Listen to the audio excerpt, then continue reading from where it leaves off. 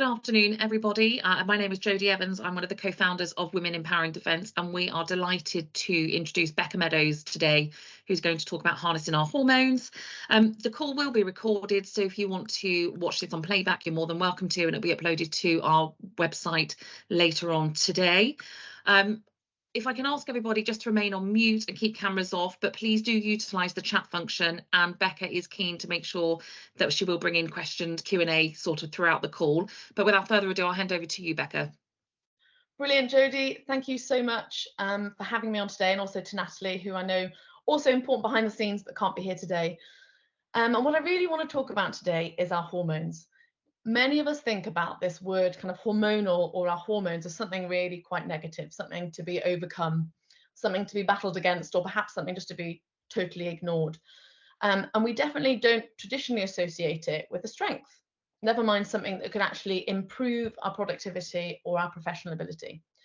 So my argument that I'm going to kind of put forward and expand a little bit on today, and hopefully we can engage a bit on this, is that if we can understand a little more about the role of our different hormones in our body, we're perhaps one step closer to optimizing our performance in three kind of key areas. So firstly, through kind of awareness of ourselves and of others that we may lead. Also understanding kind of when hormones peak, what skill sets might be modulated or heightened. But also thirdly, and you'll see that as a nutritional therapist, this is one that I'm very keen on, is how we can make some lifestyle and nutrition changes to optimize your natural hormonal patterns. Ultimately, it's all about understanding, about giving yourself some grace, which I don't think we focus on enough, and also taking a little bit of control. So this webinar is predominantly aimed at any menstruating people who have been assigned female at birth. We will discuss a little bit later some nuances for those of you who might not menstruate regularly for a number of different reasons. But in this specific session, we won't go into a lot of detail around hormones specific to perimenopause or menopause, and we won't cover in any specific detail today male hormone patterns. Both of those topics are hugely important and kind of worthy of an entire webinar on their own. So today we're going to focus predominantly on the hormone fluctuations through what is known as kind of our childbearing or mainly our menstruating years. I will be flicking between the slides and the chat. So if anything kind of comes to mind or there's anything you want to share, please pop it into the chat. I'm going to ask for kind of your engagement at certain points, but I'll keep on coming back and try and make sure that I've answered bits. And then we should have time at the end where I can answer some of the questions in the chat, and then perhaps we can stop the recording and then people can come off mute and ask any questions that they want to in a kind of a slightly more, in a kind of a smaller environment. Okay, so why am I here talking to you about hormones and our kind of professional ability as female leaders? I'm a women's health and leadership consultant, and I combine a professional background of 15 years of military leadership with clinical experience and postgraduate qualifications as a nutritional therapist, and I focus on women's health. And what I was starting to see in clinic was so many women discussing how symptoms that they came to see me for, whether that was low energy, digestive problems, fertility issues, PMS, endometriosis, the list kind of goes on, or menopause. These conditions or these symptoms didn't just affect their personal lives in isolation from their professional lives. They affect every aspect of their lives. But we're so keen to try and keep our personal and our personal and our professional lives separate. But our physical well-being doesn't really kind of care about this divide that we put in and will impact both areas. So I had kind of had a thought that it was about time that we really look at female well-being from not just a personal perspective, but also in terms of optimizing your professional ability, but also your potential. And I do this, I'll talk a little bit more about it at the end, through one-to-one clinic, either online or in Cheltenham, workplace wellbeing consultancy, so looking at wellbeing strategy, but also training delivery. And then my favorite thing, and a few of you on this call I know have been to some of my retreats, is bringing women together, either for kind of retreats that anybody can book onto, or away days, workplace retreats for a specific cohort. So that is me. Right, so what are we going to cover today? Firstly, we're going to look at why women are any different, why we need to be treated any differently, why we need to look at this separate to male hormones. Then we're going to look at the big two, the two that we're kind of quite familiar with, or we know the terms estrogen and progesterone. We're going to look a little bit into the power of cycle tracking, and then we're going to look at how stress hormones can mess everything up. We're then going to kind of come more towards into the lifestyle and nutritional aspect towards the end in terms of what you can do with food and nutrition to optimize your hormonal health. And then at the end, really focus on premenstrual syndrome, one of the key kind of signs that perhaps there is some kind of hormonal imbalance and something that we commonly experience. So one of the areas that I thought would be useful just to focus in on a little bit today. And at the end, we will finish with loads of time for questions. All the references are on the slides at the end, and also some further areas for you to have a look at, more podcasts, more people to follow, and a few more books to read as well, if this piques your interest. What I think is really important for me to say up front is that I'm not a doctor, I'm a nutritional therapist. I can't treat or diagnose, and I can't offer any medical advice. I'm also not expressing any professional opinion for or against hormonal contraception. I will mention hormonal contraception at various points throughout the presentation. How amazing that we have that option to be able to use hormonal contraception. But for me, it's just about being informed about what our body's natural hormones are doing. So let's get started. Why are we picking on female hormones? Sorry, I couldn't help but use that image there. What I really want to say, there's so many things out there looking at kind of how to develop women further, how to make us better leaders, how to make us this, how to make us that. And what I want to say is that there is nothing wrong with us, or that in order to have professional parity, there's something broken in women that we must change in ourselves. We don't need to improve ourselves anymore. That's the top line of today.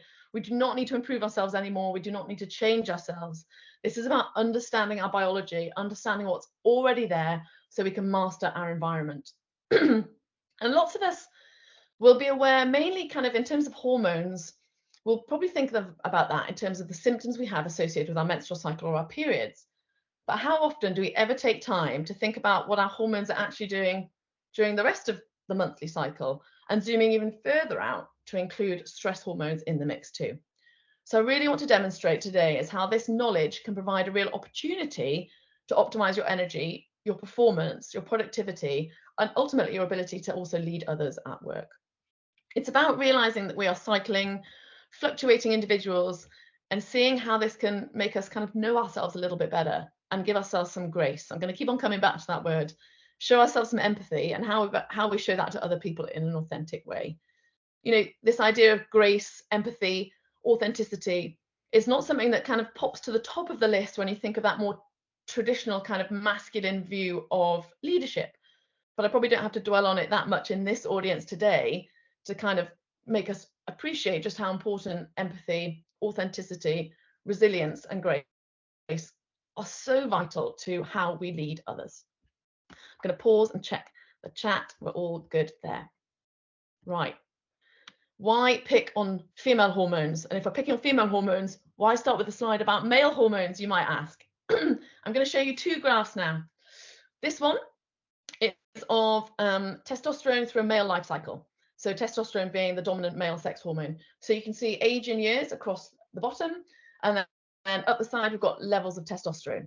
And don't worry too much about the units. Don't worry too much about all the different reference ranges. What I want you to look at is the shape of that line, the shape of the levels of testosterone throughout a male life cycle. Okay, so you can see that when they hit puberty, a significant spike in testosterone, and I'm sure any of you who've got teenage boys will attest to that at the moment. And that peaks kind of in their early 20s. But then look at those years that those men are in work. So from kind of mid-20s to mid-60s, it's pretty steady. A slight decline in testosterone, but it's pretty steady. Now let me show you the female hormone profile. And I always laugh slightly when I see this. It's not funny. I don't mean to. I just think when you look at that, and then you look at that, you see a very, very different picture. So childhood, you can see again time along the bottom, and then the vertical axis, if there was one, would be levels of hormones. And these are our two dominant sex hormones for women. So estradiol being the most potent form of estrogen, and we'll just refer to it as estrogen throughout the rest of this presentation, and progesterone. So pretty level. We hit puberty, we have a bit of a bumpy ride, as do men. But for the main part of our reproductive years, we have a very regular drumbeat of hormones. Yes, it's fluctuating, but it is a regular drumbeat. It's just it's on a 28-day or so cycle. And that might be punctuated by some hormonal contraception at some stage. It might be punctuated by some pregnancies for some people, but it's not necessarily as erratic as that slide might make it first look. And then obviously we enter into the perimenopause, where you can see erratic probably would be the word that you might want to use, and anybody who's going through that phase at the moment probably will also identify with that word, and then you see those both decline. But for those 25 years or so that we are cycling regularly, there is a pattern and there is some regularity, but it's how we define regularity that is potentially different to how we would define regularity in the male hormone profile. So my personal view is that successful female leaders for the last couple of 100 years have seen success as emulating the characteristics associated with the first graph: steady, constant, on a daily rhythm.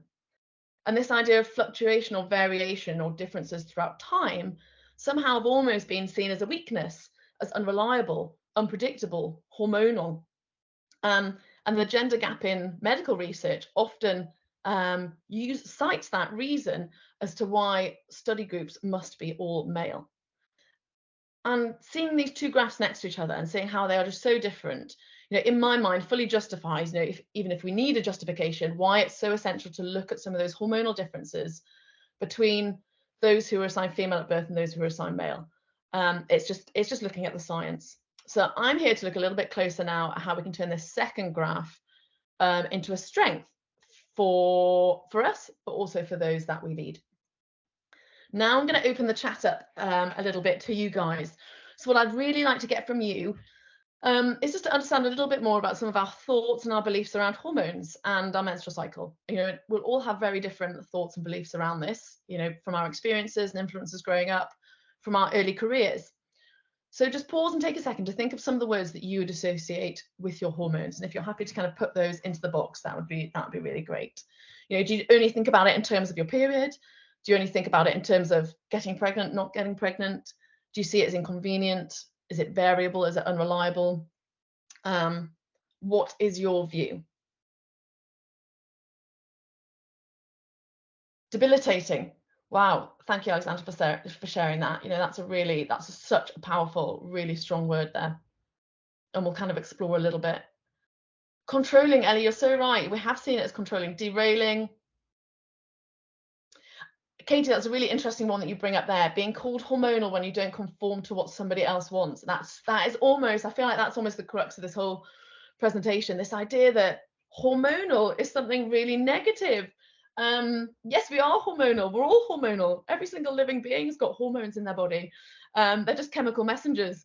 But it's been associated with women, perhaps, and said as something quite negative and something quite derogatory. Cyclical, Victoria, absolutely, and that's what I really want to hone in on today. And Amy, yes, powerful. I'm glad that someone's come up with something positive. Abby, unreliable, confusing, and tiring. You're right. There's so much around. There's so much feeling, belief, emotion. Again, not saying that in a weak way, around this idea of hormones, and this view that it is irrational. But what I want to do today is to kind of put forward an idea that perhaps we see it as so negative, possibly because of the negative physical symptoms that a lot of us experience with our hormones, but also because we've viewed success and leadership through a masculine paradigm where the environment, scheduling, productivity has been created to suit a circadian rhythm, a 24-hour rhythm, or a diurnal night-day rhythm, as opposed to what we see cycling women experience, which is an infradian rhythm, a monthly rhythm. And it's this kind of clash that perhaps leads to these negative connotations. And what I want to do is try as much as we can to see if we are open today to turning that idea completely on its head, seeing if actually our hormones can be almost like shining a light inside as to an indicator of our health. They can give us understanding about our body, perhaps even a power, an edge, a tool that we could look to use, and a key part of our very identity. They explain so much of how we feel and how we act. And I want to see if we can understand it a little bit more so that we can kind of harness the power of living alongside it. But also what I want to make sure is that I don't feel like I am, by saying that, trying to belittle or play down any of the negative physical effects people might feel from hormone imbalance, which I know can feel really debilitating at times. So please don't take it like that. Thank you so much for sharing all of those. Right, let's have a little look at what is actually going on during your menstrual cycle. So a key distinction that I'm going to make today, which is really important in terms of how we feel and our hormone levels, is between what's called an ovulatory cycle, so a menstrual cycle where an egg is released from the ovary, and an anovulatory cycle, so a menstrual cycle where the ovary does not release an egg. And the way our hormones play out is really different between the two. So you only have an actual cycle if you're not on hormonal birth control. So, you know, the withdrawal bleed from stopping a pill doesn't mean you are having a regular cycle and not an ovulatory cycle. And what I want to focus on here today, you can see on this graph here, you've got, this is modeled on 28 days, which I appreciate, you know, 28 days isn't applicable to everybody, but it tends to be used as the model. You can see on the left and on the bottom, you've got time. So the first day of your period, day one of your new cycle, and the end of your previous cycle. What you can see with the pink dotted line is, again, the most potent form of estrogen, estradiol, and then the solid black line being progesterone. And then you've got this big arrow in the middle to ovulation. So what we have in the first half of the cycle, from the first day of your bleed through to ovulation is your follicular phase. This is where your ovary is developing a follicle that eventually an egg will erupt out of. And you can see a nice peak in estrogen just before ovulation. And we also get a peak of testosterone around ovulation as well. Then the main event, ovulation. And again, this can be anything from around day 10 to kind of day 17, depending on your cycle. And then you can see in this luteal phase, the second phase of your cycle, from ovulation through to menstruation, is this really beautiful big curve, an increase in progesterone, and again, to a lesser extent, another increase in estrogen. So what this slide shows us is that the key event in our menstrual cycle, the key event to understanding our hormonal health, is not the period, it's the ovulation. This is what controls our hormones. So more and more now, ovulation is starting to be recognized as a real sign of health, because it implies an adequate hormonal function in order for your body to feel like ovulation is something it wants to do. So the presence of this regular ovulation, not regular menstruation, is a real sign of female health that we want to be looking for. And once we understand this, we can start to look at how we can really harness that power of our hormones. So let's meet these two hormones in a little bit more detail. So firstly, estrogen. The diva. You know, I always kind of think about estrogen and progesterone as kind of the two best friends, but estrogen is very much the diva. She's mood enhancing, she helps us build muscle, supports bone health, supports cardiovascular health, supports a healthy fat lipid profile in your blood, and also helps balance blood sugar. What I find really incredible is the way estrogen improves neural development. So it actually helps form new connections in your brain between the neurons. And it's this neuroplasticity which impacts the amount of information we can learn and process. So when you can see estrogen peaking, we are more aware and responsive to the world around us. Even our sense of smell increases, which I find kind of crazy. You can feel stronger. You can have a greater desire to move your body, and you actually want to engage with the world and with people. Then kind of what I kind of imagine in my head is then estrogen getting a little bit crazy at a party, and progesterone, the calming best friend, kind of coming up behind and kind of patting her on the shoulder, being like, come on, let's kind of think about some of these decisions we're about to make. So you've got estrogen, the diva, and progesterone, the calming best friend. And it's ovulation so that produces this increase in progesterone. So it's the empty egg sac, the corpus luteum, that's left on the surface of the ovary that produces this beautiful, lovely rise in progesterone to really counter estrogen in the second half of our cycle. So what does progesterone do? It helps balance the thickness of the uterine lining. It helps prevent really heavy periods and cramps, but really importantly, it calms the brain. It reduces anxiety and it supports sleep. And what we really want is at least a 10-day luteal phase, so 10 days from ovulation through to first day of menstruation, to really benefit from the calming effects of progesterone. Now, this graph isn't drawn to scale, but we experience an 8-fold increase or 8-fold variation in levels of estrogen throughout our menstrual cycle.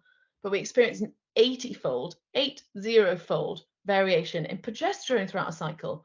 You know, what else would we ever have in our lives that varied that much in a month but somehow we kind of try to predominantly ignore it. So I'm just going to quickly pop to the chat again and see. No, we're all good there. Right. Now let's look at how this cycle differs if you are not ovulating. So there's a number of different kind of health reasons as to why you might not ovulate. And this is not an exhaustive list, but pregnancy, nutritional imbalances, thyroid problems, adrenal pituitary disorders, or relative energy deficiency that we quite often see in female athletes. Or it might be that you're on hormonal contraception, such as the combined pill. The other hormonal contraception, such as the Mirena coil, you may still ovulate. And some people might find they do sometimes still ovulate on the mini pill, the progesterone-only pill as well. And the copper coil will not impact ovulations, no hormones there. So you would still ovulate with the copper coil. So what you can see here is that if you are not ovulating, estrogen, the diva, can stay relatively unopposed throughout that cycle. So it's almost as if estrogen gets to go to a few more parties where progesterone just can't make it. And we all know what happens when people get to parties and they don't have their best friend there to kind of calm them down. Because we don't have that egg being released from the ovary, we don't have that corpus luteum, our progesterone pretty much flatlines. So we don't get that second half of our cycle, that significantly increased progesterone, which calms us down. So some of the side effects of no ovulation, so no progesterone and relatively lower estrogen, but actually relatively higher and unopposed, is that you might start to experience, and this will be very different in different people, gut issues, sometimes hair loss, depression, low libido, impaired bone health. And also where we see most predominantly in terms of anxiety and stress, you haven't got that progesterone, which helps convert to a neurotransmitter called GABA. And we need GABA to calm down. It helps us calm, it reduces anxiety, and we don't have the progesterone there to help support that production. And our natural kind of endogenous hormones that we produce ourselves function really differently in the body to the synthetic hormones that you might get from any kind of oral or any kind of hormones that you might be taking elsewhere. So what we can see here really is that ovulation is a real indicator of your hormonal health. So it's almost like taking your temperature. It gives you an insight into whether there's something else in or out of balance. But in terms of our professional performance, you can see that if you're not ovulating, you might be more prone to some symptoms that don't optimize either personal or professional performance. And I think it's really important for us to suddenly realize this. We were never taught this at school. We're always taught about periods and always taught not to get pregnant, but no one told us just how important ovulation actually was. And I'll pause a second there, see if anybody has any questions in the chat before we start to look at how hormones actually affect our brain, which is the bit that I think starts to get really exciting. Great, okay. So sex hormones don't just impact our reproductive organs. Our brain has hormone receptors. There are hormone receptors all over our body. So what we just discussed was the huge range of roles that estrogen and progesterone play in the body. But if there are hormone receptors in our brain, it's actually conceivable that hormones are influencing our emotions, our cognition, but kind of our brain structure and our behavior. And there's evidence now to support that. Some really fascinating studies, which are linked at the final slide, showing some MRI scans of the brain throughout different stages of the menstrual cycle and seeing how different proportions of the brain might grow or shrink or respond to different levels of hormones. That's huge. If we think of our personality and our leadership in terms of our beliefs, our characteristics and our behavior, knowing that actually there can be so much variation in these hormones and that these hormones influence our characteristics and our behavior, this whole idea that who we are as people, who we are as partners, someone mentioned in the chat that our partners sometimes struggle to understand when we feel more affectionate, when we feel more distant. That affects our co-workers, that affects people we lead. This idea that we are static human beings, that throughout our entire life cycle just have steady, flat hormones, doesn't fit with the science. Who we are, our identity, our characteristics, our behavior is all fluid. And you can see it being controlled by our hormones. And that can be really quite a lot to kind of get our heads around this idea that who we are, who we fundamentally are, and the characteristics that we identify ourselves as having could be in a state of flux. I think the key tension tends to come from, and again, someone alluded to this in the chat, that we tend to want to identify with who we are as a person and a leader in that first half of the cycle. And I'll talk about who that is in a minute. But it's predominantly when we're most engaging, we're more chatty, we want to engage with the world, we've got better energy. But if we ovulate, say around between day 10 and day 12, up to kind of some people day 16, but a significant chunk of our cycle, our luteal phase, that just isn't who we are. And it can create a lot of additional stress and pressure and guilt if we are constantly trying to live up to this static idea of who we are, both professionally and personally. So again, if we can try and embrace and tap into this more fluid identity and understand how we as individuals fluctuate alongside our hormones, we can not only give ourselves grace, there's that word again, when we don't feel that we're living up to this really narrow view of who we are, but we can, where we can also try and align our personal lives and our professional lives with these different phases of our personality, of who we are. And I really feel that understanding is the first step to trying to gain some power in terms of how you can optimize how you feel, your relationship with others, and also your professional performance.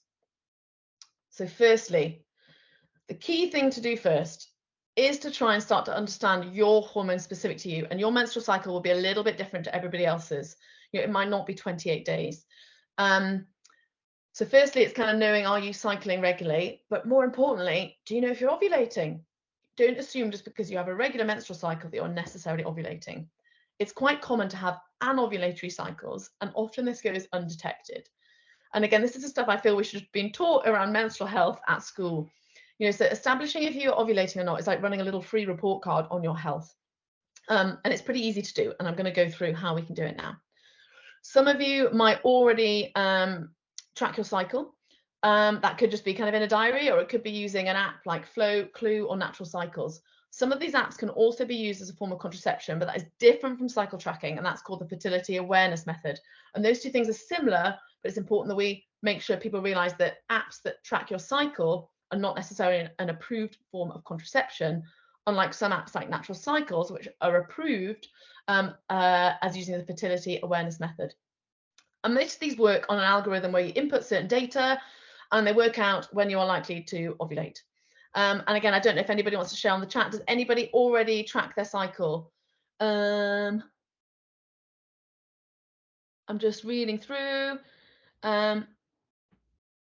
Yeah, Alexandra, that's so good to hear that, you know, even just now in your early 40s, kind of being able to track your cycle, you can actually see those changes. And again, Laura finding it super, super helpful. So quite a lot of people already doing it and seeing the benefits. Some of the key things and signs that we're looking for in terms of ovulation, and those that track your cycle might already do this, it's tracking your basal body temperature. So the increase in progesterone from just as you ovulate causes an increase in your body temperature. It's very slight, but it's quite, those who do it, you know that you'll see quite kind of a steady temperature, and then suddenly this increase halfway through your cycle, and that's a sign that you have ovulated. Some people can use an Oura ring, which will naturally take your temperature and sync with your apps. Some people think if you've got an Apple Watch, some versions will do that as well, or you can kind of use a thermometer. You will also see changes in your cervical mucus as estrogen and progesterone change the very nature of your cervical mucus to make it more conducive to fertilization of an egg, or less conducive at other phases of your menstrual cycle. So again, if we're ovulating, people tend to associate what they call a cervical mucus that is more like egg white, so slightly stringier and slightly less watery. And then you will also actually have experience changes in your cervix. So if you can feel your cervix, it will rise higher up, and the feeling of your cervix will change. So throughout the rest of your cycle, either side of ovulation, it will feel more like your nose, slightly harder. And during ovulation, it will actually go softer. So it would feel more like your lips than your nose. So again, another way of testing to see if you might be ovulating. And then one sure way to test, again, is the ovulation, the strips that you can urinate on, which are testing for luteinizing hormone in your urine. And a study of around 2,000 women who did track their cycle, up to 25% of them were likely to report were less likely to report an impact of their menstrual cycle on their productivity. But what I think is way more powerful than just tracking your cycle and knowing if you ovulate or not is becoming aware of how you feel at each stage, because everybody will feel different. And it's once we start to understand how we feel individually that we can start to think about how we can optimize that and live alongside it rather than trying to clash with it. So before we look at things that might be more conducive or different things that might work better at different stages of the cycle, I want to throw a little bit of a kind of, I feel like it's a little bit like throwing a grenade in the mix. So we just talked about this lovely balance of female hormones, cyclical, you know, still reliable, but just on a different view of kind of variability as to male hormones on a different biological cycle. And then along comes stress. Stress, along with a few kind of other environmental things, is a really, really common thing that blocks and inhibits our ability for our hormones to express themselves as they should do to optimize health. And what would be really useful is if you just take a second now, you know, is this slide relevant to me? If I was going to score myself now on a scale of 1 to 10, with 10 being so stressed, I feel like everything's about to implode, 1 being I'm really, really, really chilled, where would you score yourself now? And, you know, this is a bit of a kind of a crude metric to use, but if you're kind of scoring around a 6, gusting a little bit higher, I would suggest that this slide might demand a little bit of thought and maybe could be something that we would chat about a little bit further. So when we are stressed, the body has a number of different physiological processes that happen in response to us producing 2 other hormones. We've talked about estrogen and progesterone. Now we're going to talk about cortisol and adrenaline. And this physiological response is absolutely essential. It's incredible. It's what's kept us alive and allowed us to be so successful as a human race. It's what allows us to suddenly run away from the lion or defend ourselves against a perceived threat. You know, that fight or flight mentality. But the problem is that these hormones, whilst we want them to impact every single body system, they also have significant impact on our sex hormones. So let's have a little look at what cortisol and adrenaline do, because we can't really look at sex hormones in isolation from these. So cortisol, your primary stress hormone, and it has some really useful roles. You know, we need it in the body. It helps regulate blood pressure. It helps regulate blood sugar levels. It helps with memory. It helps balances levels of salt in our body, reduces inflammation to a certain extent, and helps regulate sleep. And then also adrenaline. It's released slightly sooner than cortisol. It's what gives us that sudden, that sudden jump and triggers that fight or flight response. It slows down our gut motility. It immediately increases our heart rate and our respiratory rate, and it diverts blood away from non-essential body processes into our muscles so that we can either run away from the lion or we can fight an adversary. Now, isn't that incredible?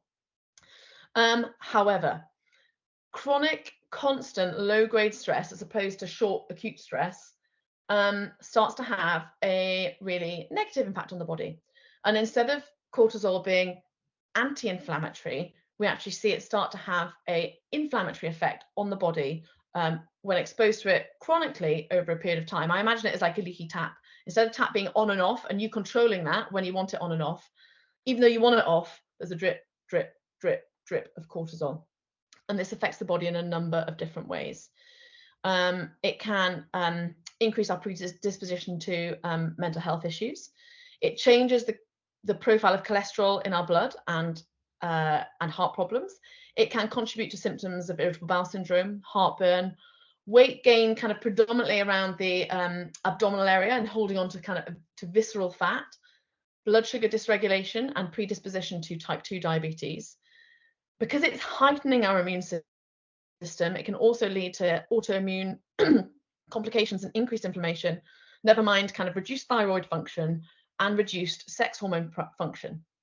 You know, if you think back to our cave woman days, if we were being threatened by a lion or we were in a period of starvation, a time of stress would not have been an ideal time to reproduce. So funnily enough, when it's not an ideal time to reproduce, when we are feeling stressed, we do not ovulate. And cortisol, actually, producing cortisol goes one step further in that it actually robs us of progesterone. So the building blocks for progesterone and cortisol, some of those are similar, and the body will always prioritize producing cortisol to save us from the lion over progesterone for our fertility. And it's suddenly, when you think about it like that way, you realize how that normalizing feeling stressed, feeling anxious, heavy periods, weight gain, hormonal headaches, bloating, we normalize that and push through that, even though that might be kind of a bit of a telltale sign that there is some imbalance in terms of our hormones and we are not optimizing our health. So often looking at how you can manage stress, and there's nothing more annoying than if you feel stressed, someone saying, you really need to manage your stress. But how we manage stress, again, could be a topic for a different webinar, is really the first step in trying to bring your hormones into their natural rhythm, and reduce some of the symptoms that can impact your professional performance. Right, I'm going to pause again for a second. Abby, I'm just reading comment.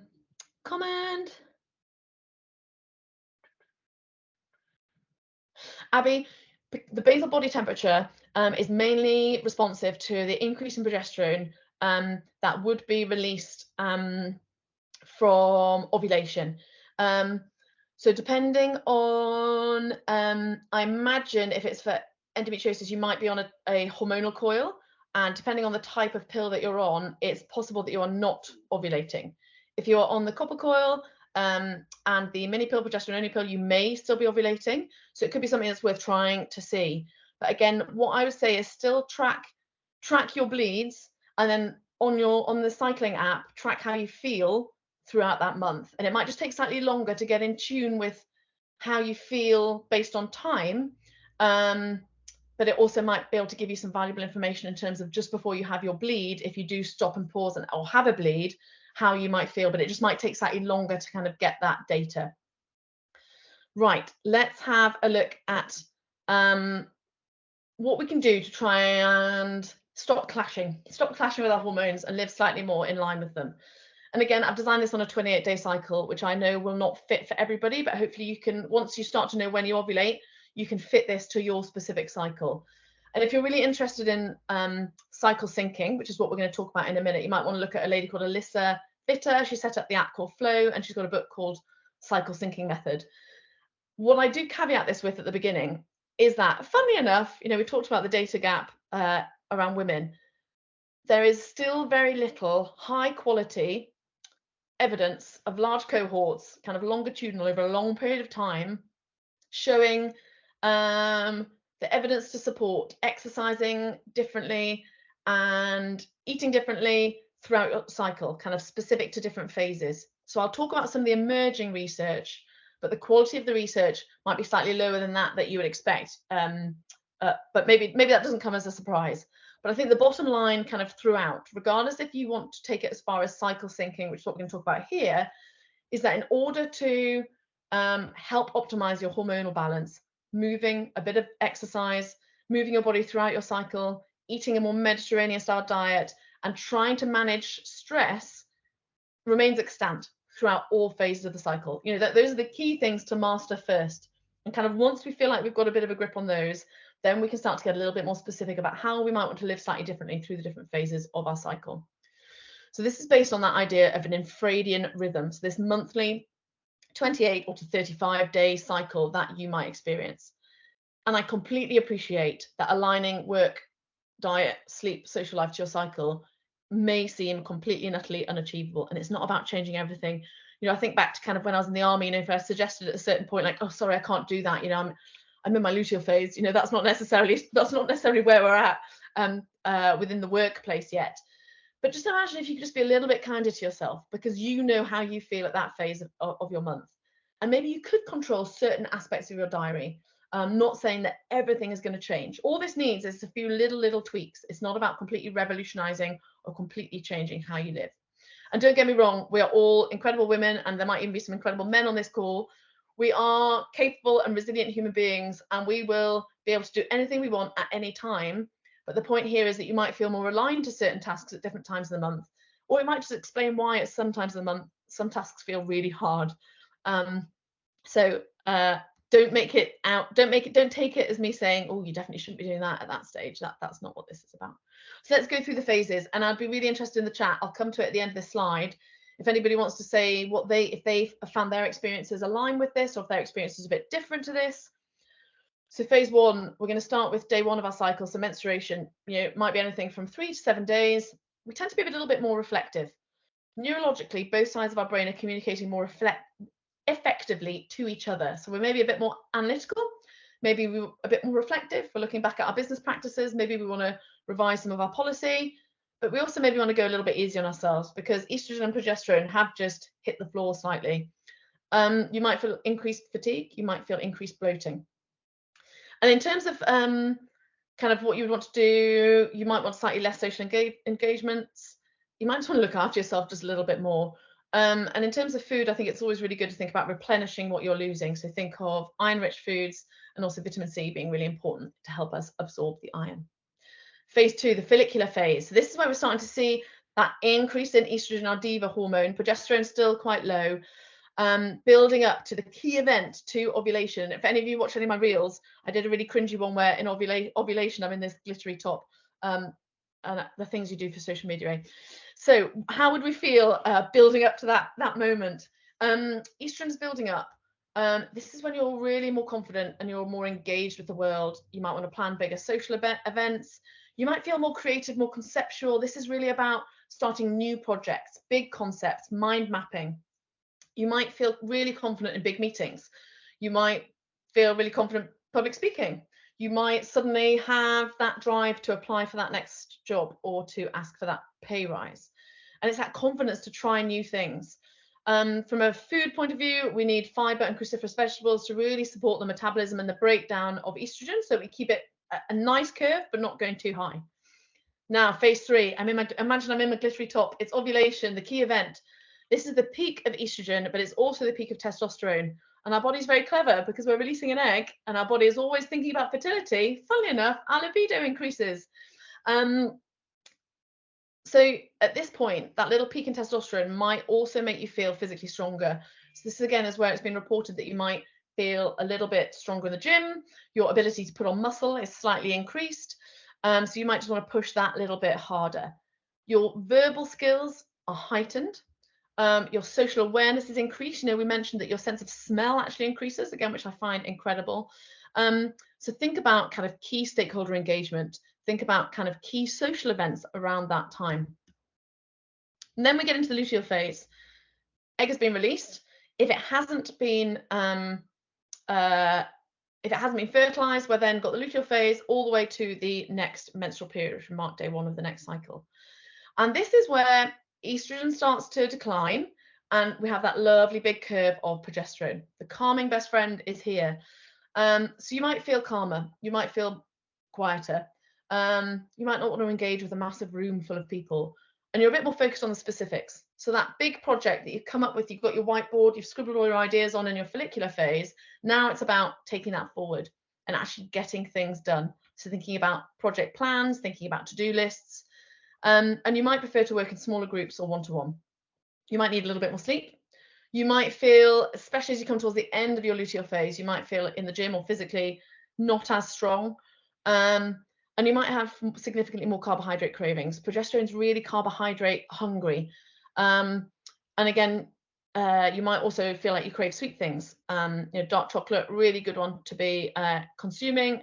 My excuse is always that it's really high in magnesium, which we really need in our luteal phase. And then as you move to the end of the luteal phase, where you might start to feel a little bit premenstrual. So I know it sounds really crazy, this idea that you could try and modulate your diary slightly. I don't know if anybody aligns with what I've just said. If anyone wants to share anything in the chat, is that how people find their cycle? Or do people find something quite different? Sometimes the real peak in hormones around ovulation, people can feel a little bit jittery and actually don't like that feeling. Sometimes it's a little bit too much. And then some people might have a much steeper kind of crash of hormones as they come down off the end of the luteal phase into menstruation. They might feel those physical symptoms of PMS a little bit more. For me, I definitely know in terms of social engagement, during the follicular phase, I'm way more open to big social engagements, wanting to engage lots of people. And I can feel that kind of steadily decline as I get towards my luteal phase. And I just kind of want to shut everybody out for a little bit and have much smaller groups. That's definitely how I kind of feel it most. You're right, Ellie. Isn't it so rubbish that ovulation, we're only wearing our glittery tops for such a short phase of the month?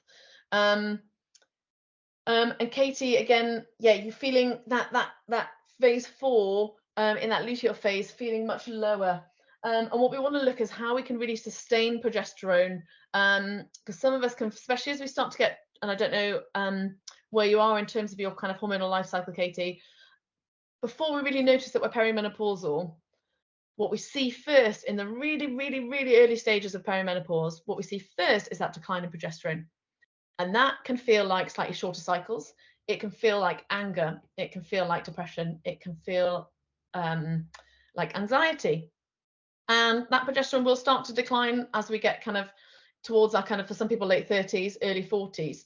So again, it's thinking about how we can try as much as possible, and I'm going to come on to a few natural methods now, how we can try and optimize progesterone performance for as long as possible. So Katie, yes, you see that's still quite early again. So let's have a look at how we can try and balance that progesterone a little bit more. So I want to try and keep it simple. We can get into loads of detail around specific hormones and different nutrients for specific hormones. Again, that would really require more detailed hormonal testing for individuals. People might have heard of things like the Dutch test, where you use dried urine to really assess all your different types of estrogen, how you're breaking them down, your levels of progesterone, your levels of cortisol, and what also your androgen hormones, DHEA and your testosterone are doing. But we're talking a little bit more general now and just trying to get you as close to that kind of natural, fluctuating cycle as possible. And there's 4 key areas that I want to talk about. Hormones are built from the food we eat. They don't like to be starved. And I know a lot of us have been brought up in the 80s and the 90s where we've been told that to be successful is to be thin, and that we should restrict our calories. And there's a lot of our identity caught up in how we feel we look.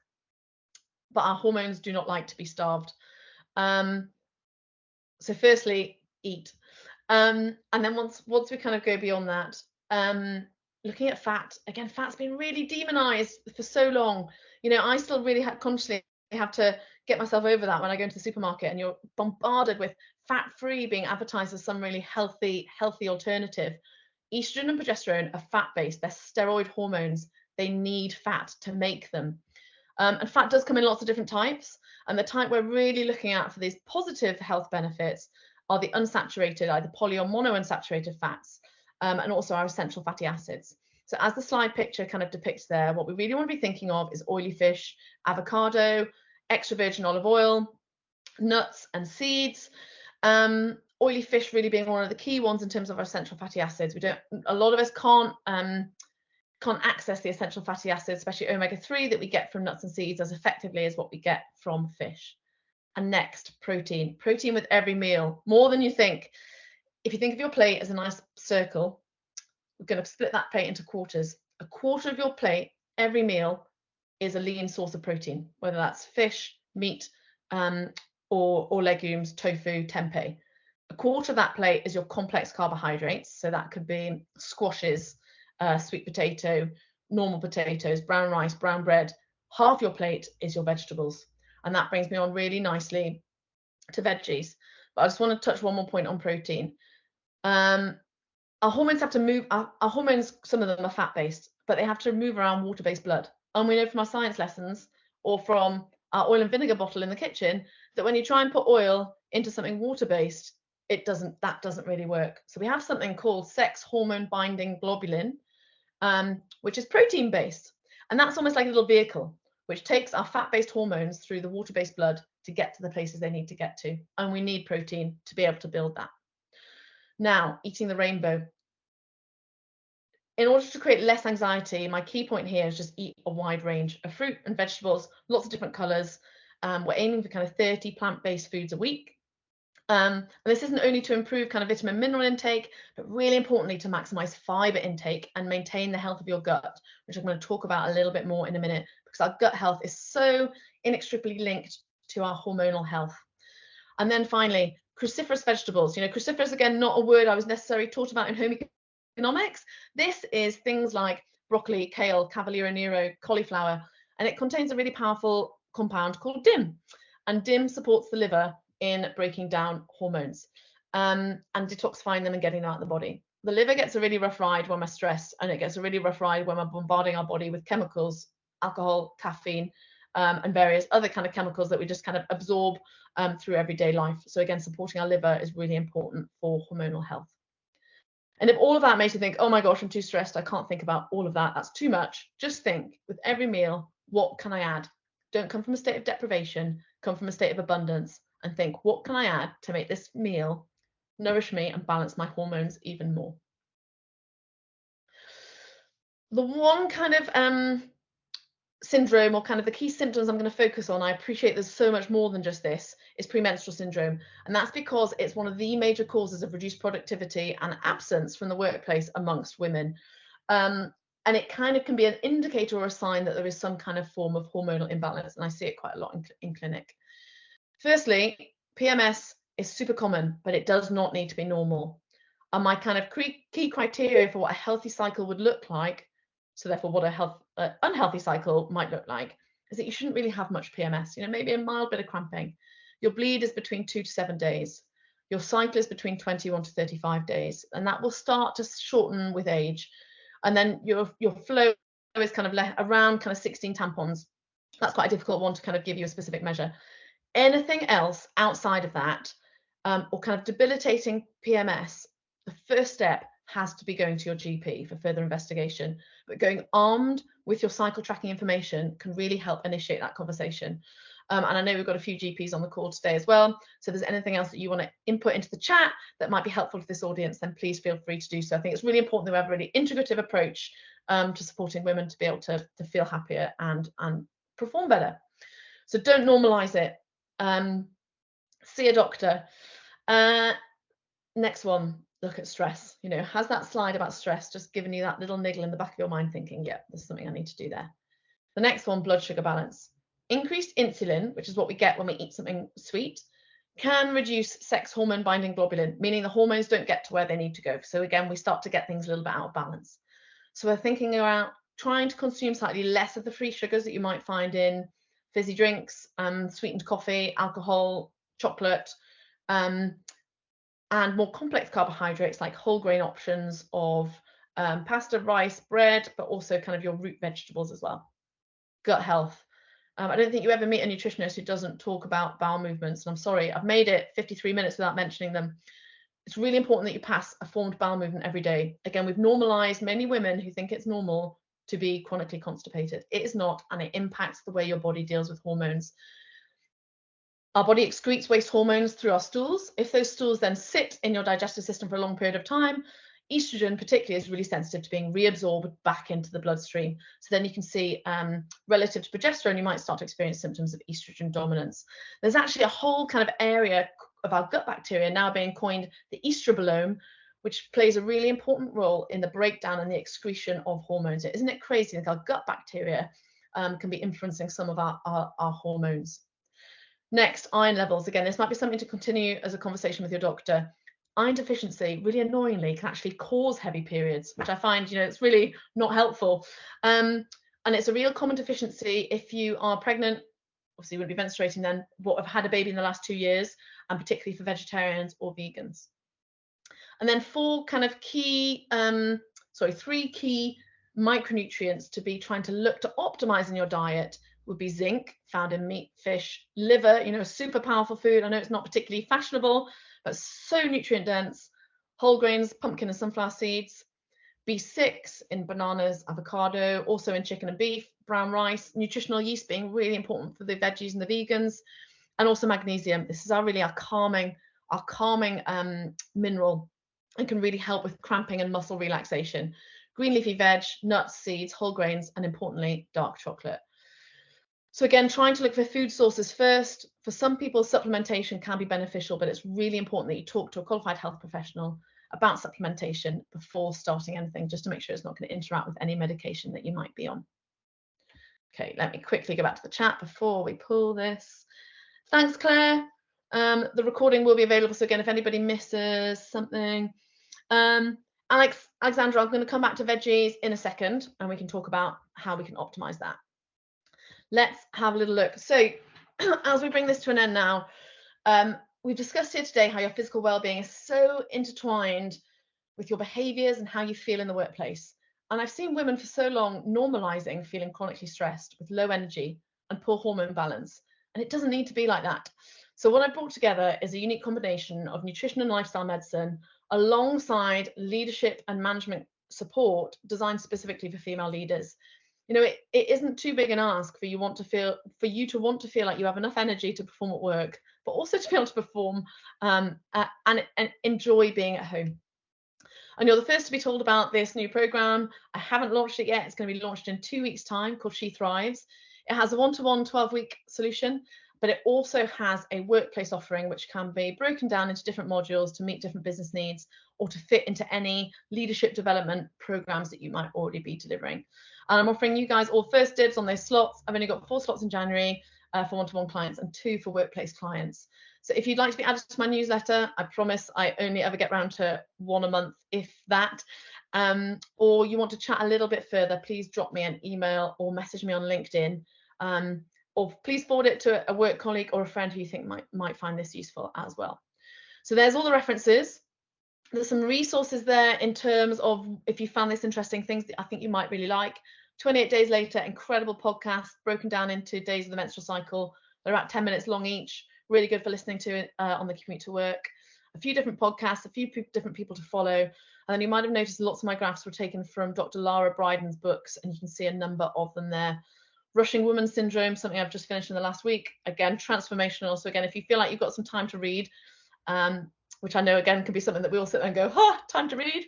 I really recommend some of those resources. Right, let me now switch back to the chat and see if there's anything else. Ellie, I know 28-ish days later, I wish our science teacher had just put that on and left the classroom. I feel like I would have learned so much more, especially around the neural changes and the impact of estrogen on our neural pathways. Fascinating. Let me go back whilst anybody else is thinking of any questions to Alexandra's point here. Increasing veggie intake. So first, Alexandra, is to think about increasing vegetables in all 3 of your meals. Anybody who follows me on social media will know that I'm a big fan of a savoury breakfast, and I know that's not for everybody, but it's thinking about splitting your vegetable intake over 3 meals suddenly seems way less pressurized than over 2 meals. And then my next one is use the freezer. There are so many amazing frozen vegetables that contain even more nutrients than the manky carrot that's been lying around in the bottom of, definitely in my fridge for the last few weeks. So use frozen, so it's there and it's the path of least resistance and it's easy. So before you start cooking anything, you can add onion, you can add celery, you can add garlic, maybe not if you've got IBS. There's so many quick ways of getting a few veggies in there straight away. Most things I cook, I feel like I can normally add a block or 2 of frozen spinach. And then the next point, so all 3 meals, use the freezer. The next one is have some tasty dressings or sauces in the fridge so that you can bring your vegetables to life. There's nothing more dull than some bland boiled vegetables. So at the moment in the fridge, I make it on a Sunday night. This week I made some chimichurri sauce. Super quick, sounds really posh, super easy to make, and it's in the fridge, and it means I can kind of drench all my vegetables in some really tasty dressings that make it really easy to consume a little bit more. So those are my top 3 points for trying to consume more veggies. Sam Little, menstrual cycle, in terms the one that I really like and I use personally is Natural Cycles. You do have to pay a certain amount to be able to get the thermometer, but it depends on her watch. It might already sync, you might not need to have that, but I find that really accurate. It's also one of the only ones that's been approved as a form of contraception. Not recommending that necessarily for your teenage daughter, but it's just important to know the Natural Cycles isn't just a cycle tracking app. So I think hopefully just going through. Yeah, Amy, isn't it so nice for people to be able to share all of those different feelings around hormones, to know that we're all kind of definitely in this together. So I don't know if Jodie wants to stop the recording, and it might be that if anybody else has any other questions they want to ask whilst we're not being recorded, now would be the opportunity to do so.